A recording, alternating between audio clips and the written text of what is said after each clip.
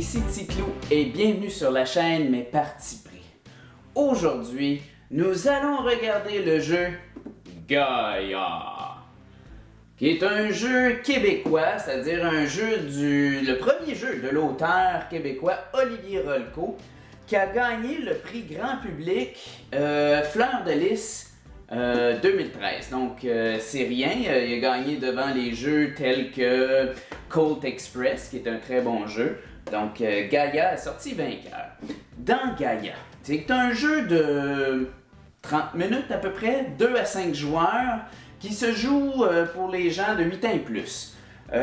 Encore une fois, 8 ans et plus, moi je crois que les enfants de plus bas âge pourraient jouer, surtout par rapport aux règles simples. Parce que dans le jeu, vous allez voir, il y a des règles simples et il y a des règles un peu plus complexes. Mais pour les règles simples, il n'y a aucun problème à ce que des enfants de plus bas âge puissent y jouer parce qu'il n'y a pas de texte nécessairement à lire sur les cartes. Donc, dans Gaia, l'auteur nous donne des pouvoirs divins. Excusez. Nous donne des pouvoirs divins de créer et de façonner le merveilleux monde de Gaia devant nos yeux en plaçant différentes tuiles. Donc, c'est un jeu de placement de tuiles. On va créer un monde afin de pouvoir le peupler en y déposant nos petits meeples sur les cités que nous allons construire. Le premier joueur qui réussit à déposer son dernier meeple va être couronné le dieu de Gaia. Alors, on va aller voir ensemble le contenu de la boîte, le contenu du jeu. On regardera sommairement comment on y joue une partie. Je vous expliquerai les mécaniques. Et à la fin, on revient avec ma critique, mon avis personnel, à savoir si c'est un jeu pour vous. Allons voir Gaia. Alors, on est devant le jeu Gaia, l'installation. Donc, premièrement, ce qu'on retrouve dans le jeu, ce sont différentes tuiles de carton qui représentent les différents terrains du jeu. Et puis, ce qu'on remarque d'emblée sur les tuiles et sur les cartes aussi, c'est le artwork, donc les illustrations, le dessin, c'est vraiment bien. Au niveau côté artistique, on a même des petites attentions particulières. On voit la petite sirène ici. On voit aussi, on a d'autres attentions, comme sur une de mes cartes ici, on voit clairement le château Frontenac. Donc, une belle petite attention ici pour, étant donné que c'est un jeu québécois. Donc, on retrouve différentes cartes, des cartes nature, des cartes vie. On trouve des jetons d'animaux, terrestres et des poissons. On retrouve aussi des cartes rouges ici, qui est les pouvoirs. Ces cartes-là, je vais vous les expliquer un peu plus tard parce qu'ils viennent juste en jeu dans les règles plus avancées. Et nous avons les cartes objectifs qui, pour l'instant, on n'en a placé que 4. Donc, à chaque partie, il y aura de nouveaux objectifs, donc ce qui augmente la rejouabilité du jeu. Donc, dans le fond, ce qu'on va faire, c'est que chaque joueur va commencer avec 3 cartes, soit 2 cartes nature et une carte vie. Et le but du jeu, comme je vous ai dit auparavant, c'est de pouvoir mettre tous nos meeples sur les cartes cités que nous allons construire sur les tuiles de terrain. Donc, le premier joueur qui réussit à se débarrasser de tous les meeples en premier va être le vainqueur du jeu. Donc, il y a 2 actions qu'on peut faire durant la partie, durant le tour du joueur. C'est simple, le joueur peut faire 2 fois la même action ou en choisir une différente. C'est qu'il va soit piger des cartes, il peut les piger ici face ouverte ou une face cachée. Même chose du côté des cartes vie. Ou va jouer une carte tout simplement devant lui. Donc, en jouant une carte, ce que le joueur va faire, c'est ici, je joue la carte montagne, c'est qu'il va construire le monde Gaia. Et chaque joueur va construire le même monde au centre, donc on va tous participer à développer le monde de Gaia tour par tour en jouant des cartes devant nous de différents terrains. Donc, admettons que je fais ça, les joueurs ont joué plusieurs fois, et puis, ça donne un peu un terrain comme ça. Donc, le but de construire un terrain, donc le but de construire Gaia est bien sûr, comme je vous ai dit, de pouvoir y installer une carte citée. Fait que, exemple, si moi, à mon tour, je décide de jouer cette carte-là plutôt que d'aller piger une carte, c'est une carte citée. Ce qu'il faut comprendre, c'est que la carte citée, pour pouvoir y placer des meeples, on doit combler les besoins de la carte. Ici, nous avons les 4 besoins de la carte et elle doit être placée aussi sur un terrain correspondant. Donc ici, c'est les plaines. Les besoins qu'elle doit satisfaire, c'est que pour y placer un meeple, on doit satisfaire 2 des 4 besoins minimum. Donc, exemple, on place la carte ici, sur les plaines. Et les besoins qui doivent être satisfaits, entre autres, il y a la forêt et la montagne. Donc, dans les tuiles adjacentes, on a la forêt et la montagne. Il y a aussi la tuile eau, mais elle est oblique, donc elle ne compte pas pour les besoins comblés. Donc, on a deux besoins comblés minimum. On peut y installer à ce moment-là notre meeple. Admettons que le joueur adverse, ça l'ouvre des portes, parce qu'admettons que le joueur adverse, dans ton tour suivant, joue une carte puis il place une tuile haut à côté. Il vient combler à ce moment-là un 3e besoin. Donc, un autre besoin vient de se rajouter, qui est comblé. Alors, à ce moment-là, il va prendre un petit meeple puis il va faire tout, ça a de l'air beau ici, je viens faire un petit tour et il va y déposer son meeple. L'inverse peut aussi arriver. Admettons qu'il y a une cité qui se construit, pour donner un exemple, une cité qui se construit ici et que, bon, il y avait plus... donc, ce que ça va faire, c'est que ça va réduire seulement à 1 le besoin qui est comblé. Donc, seulement la montagne, puisque la cité s'est construite sur la forêt, donc la forêt n'est plus accessible. À ce moment-là, ce qui va arriver, c'est que le joueur va perdre son meeple, va lui revenir entre les mains. Donc, c'est un peu un pas vers l'arrière. C'est ça, ou sinon on a des besoins aussi d'animaux. Donc les animaux, c'est dans les cartes vie, c'est que la personne va pouvoir choisir ici, exemple, on peut choisir n'importe quel terrain, et on va pouvoir y mettre des animaux. Donc admettons que la personne choisissait ici de mettre des animaux ici.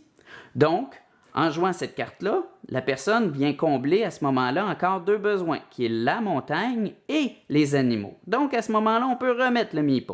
Sauf qu'à tous les tours, par contre, la personne, avant de débuter son tour, devra nourrir sa cité et à tous les tours, il va avoir un de moins au niveau des jetons animaux, ce qui peut faire en sorte aussi que s'il n'y a plus d'animaux, on retourne encore à un besoin, donc on enlève notre meeple. C'est la façon ici de jouer au niveau des actions, donc jouer les cartes et piger des cartes et placer les cartes.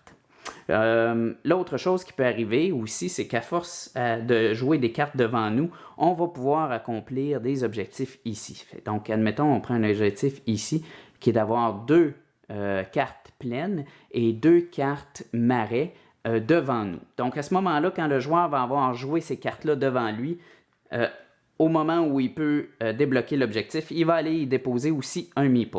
Et il n'y a pas personne d'autre qui peut y rajouter un meeple sur cet objectif-là. Il a été atteint pour le restant de la partie.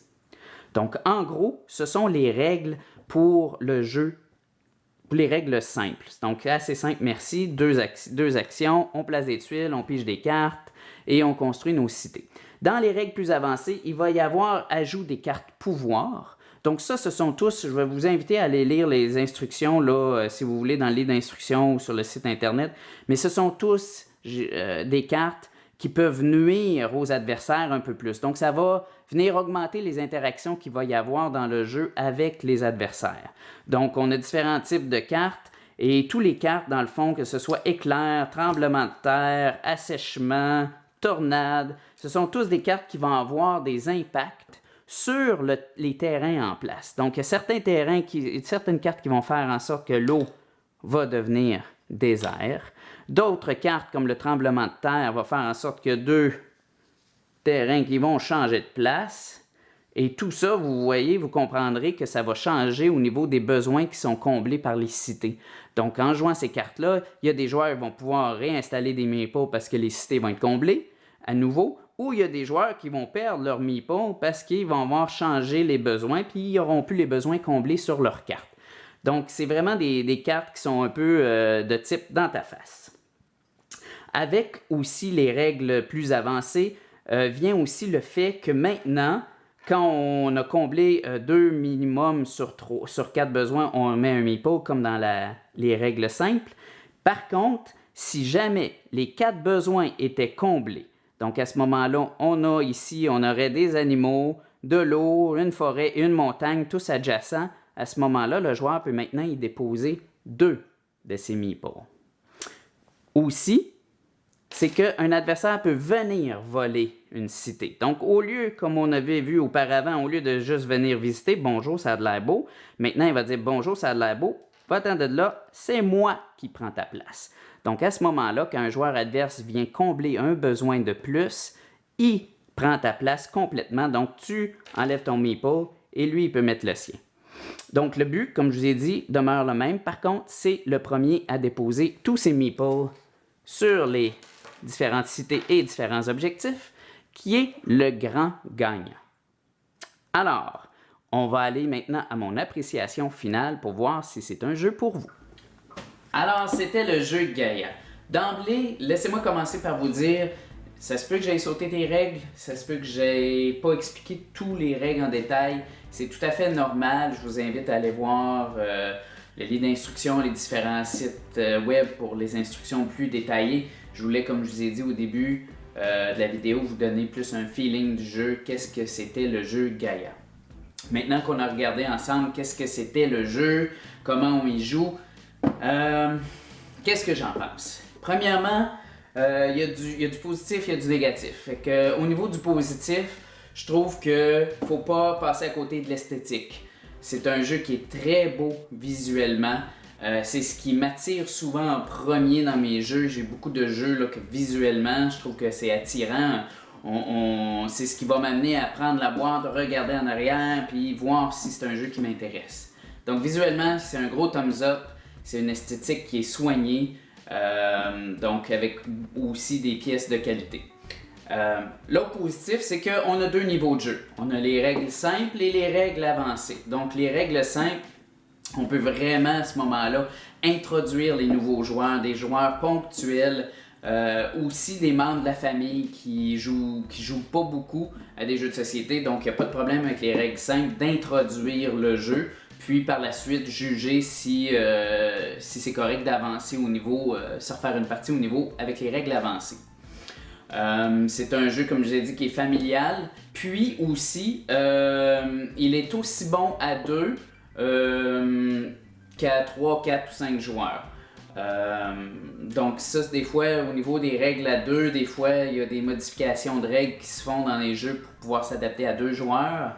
Lui, c'est le cas, c'est-à-dire qu'on rajoute des meeples pour avoir plus d'interaction, mais il se joue très bien à 2. Donc, puis s'il y a de quoi, il est meilleur à 2 qu'à un niveau plus élevé de joueurs. Au niveau maintenant des points négatifs, c'est que les règles simples, à mon avis, comme je disais, sont vraiment pour introduire les gens qui ne sont pas initiés au jeu ou les jeunes enfants. Parce que c'est vraiment au niveau des règles simples, c'est vraiment un jeu qui n'est pas très intéressant. C'est un jeu à la base qui est un jeu de placement de tuiles à la style Carcassonne que beaucoup de gens vont connaître. Et moi, c'est pas un jeu qui m'attire beaucoup. Je comprends pas le hype qu'il y a pour le jeu Carcassonne. Donc, c'est un jeu qui est un peu similaire. C'est un jeu qui, à la base, on a une thématique de construire un monde, mais la thématique, par les mécaniques, n'est pas représentée vraiment bien. En réalité, ce que c'est que c'est un jeu abstrait. Un jeu abstrait de placement de tuiles. Donc, on place des tuiles de façon à ce qu'on puisse mettre nos meeples en jeu. Donc, c'est vraiment un jeu abstrait à la base où la thématique de construire des mondes, il n'y en a pas tant que ça, à part de juste voir sur la table le monde grandir, mais à part de ça, c'est plus un jeu abstrait. Donc, un peu moins dans mes cordes. Comme je disais tantôt, il joue mieux à 2 joueurs probablement qu'à 5 joueurs. À 5 joueurs, au nombre maximum de joueurs, c'est un joueur qui va stagner un petit peu, qui va être un peu plus long. Un jeu comme ça, qui dit 30 minutes sur la boîte, 45 minutes, tu veux pas aller plus que ça. Ça reste un petit jeu, un petit filler, mais jouer Gaïa pendant 1 heure, ça pourrait être 1 heure et plus, ça pourrait être plus long, ce qui est possible à 5 joueurs. Donc, comme conclusion, dans le fond, c'est que c'est un jeu qui, pour moi, c'est un jeu qui, avec les règles simples, c'est pas vraiment intéressant comme jeu. Et puis, avec les règles plus avancées, ça devient un jeu de placement de tuiles qui est moyen, qui se situe tout simplement dans la moyenne. Donc il est très dur pour moi de le recommander à des joueurs qui sont des joueurs assidus. Donc pour qui ce jeu-là est bon, pour qui s'adresse Gaïa, c'est principalement des joueurs, je dirais justement des joueurs de la famille, des joueurs ponctuels, des joueurs qui jouent déjà à Carcassonne, qui veulent avoir une twist peut-être différente sur la mécanique de placement de tuiles. Pour les joueurs plus assidus comme moi, ce ne serait pas un jeu qui serait recommandé. Donc j'espère que ma critique a été intéressante et informative. Comme toujours, je vous invite à partager, à commenter, ça va me faire plaisir de répondre à vos commentaires. Et puis d'ici la prochaine vidéo, bien amusez-vous et faites une partie.